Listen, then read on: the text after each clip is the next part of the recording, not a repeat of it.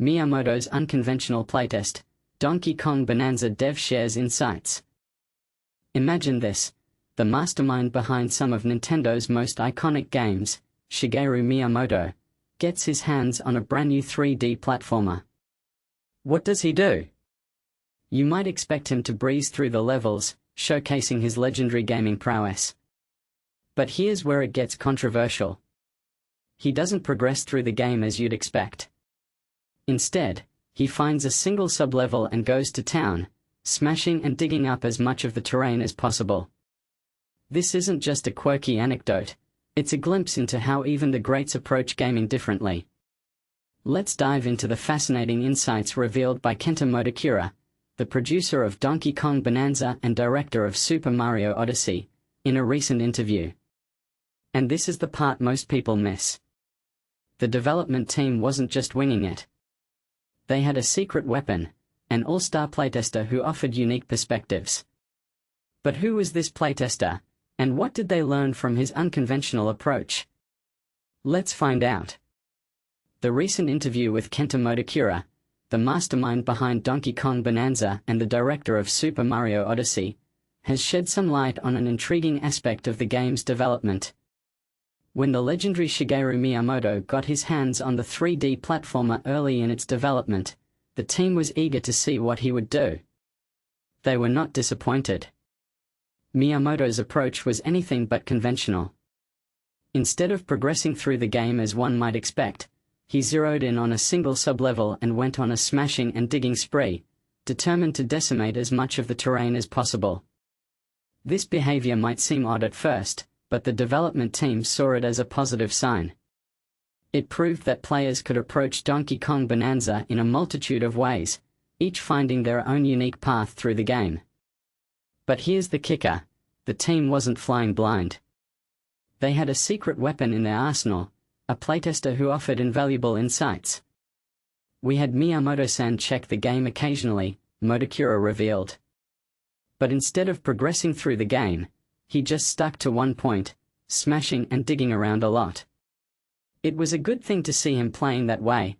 It proved that there are a lot of things that players could potentially be curious about in the game. This unconventional playtesting method highlighted the game's depth and the various ways players could engage with it. It's a testament to the team's foresight and Miyamoto's unique perspective. But here's a thought-provoking question for you. Do you think this approach to playtesting is the key to creating a truly engaging game, or is it just a lucky break? How do you approach games differently from others? Share your thoughts in the comments below and let's spark a lively discussion. And if you enjoyed this deep dive, don't forget to check out the reviews for Donkey Kong Bananza and Super Mario Odyssey for more insights into these incredible games. Exploring Donkey Kong Bananza, Miyamoto's Smash and Dig playtest.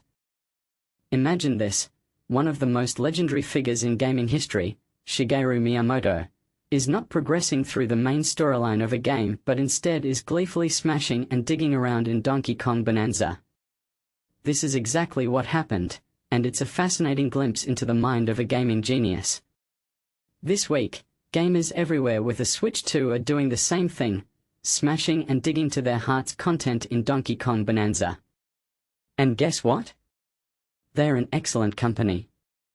In a revealing interview with The Guardian, the development team behind Bananza shared some intriguing insights about Miyamoto's playtesting style. According to producer Kenta Motokura, Miyamoto was occasionally brought in to test the game at different stages. You might think that someone of Miyamoto's caliber would focus on progressing through the main storyline, but that's not what happened. Instead, Miyamoto found himself captivated by one particular aspect of the game: the sheer joy of smashing and digging. Motokura recounted, "We had Miyamoto-san check the game occasionally. But instead of progressing through the game, he just stuck to one point, smashing and digging around a lot. It was a good thing to see him playing that way. It proved that there are a lot of things that players could potentially be curious about in the game." And this is the part most people miss.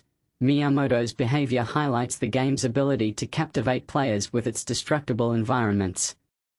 If you've played Donkey Kong Bananza, you know exactly what Motokura is talking about. The game's environments are so endlessly destructible that it's easy to get lost in the fun of smashing everything in sight. Miyamoto's playtesting style not only validated this aspect of the game but also encouraged the developers to double down on it. The game's director, Kazuyo Takahashi, added that while they wanted to ensure the levels were fun even without the destruction element, the destructibility certainly added an extra layer of enjoyment. But here's where it gets controversial. Some might argue that focusing too much on the destructible environments could overshadow the main storyline.